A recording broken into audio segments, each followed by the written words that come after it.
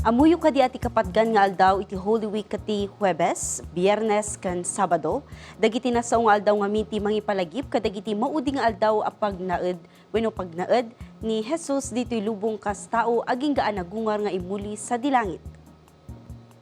Ba? Maawagan iti Maundy, Thursday, iti Huwebes. Kaipapanan na rito nga aldaw ti The Last Supper wenno ti maudi apan nakaisangon ni Jesus kadagiti disipulos na sakbay isu na makamag.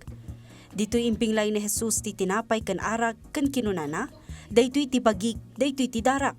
Dagito'y abalikas ti nagbali na pundasyon ti komunyon wenno Eucharistia iti panagdayaw dagiti Kristiyano. Maitunos daytoy iti pamili ni Hesukristo kadagiti adalan na. Binugwa na pa iti saksaka dagiti disipulos na tapno maipakita na ti kinapakumbabakan ayat.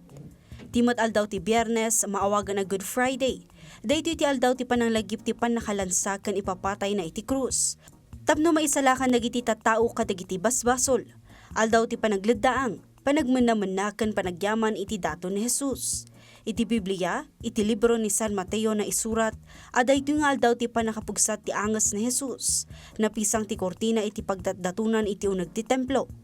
Nagginginad iti entero alubong, naburak dagiti batbato ang nagitunda iti butong kadagiti tattao, kan nagungar dagiti amin ang nasantuan a pimusay.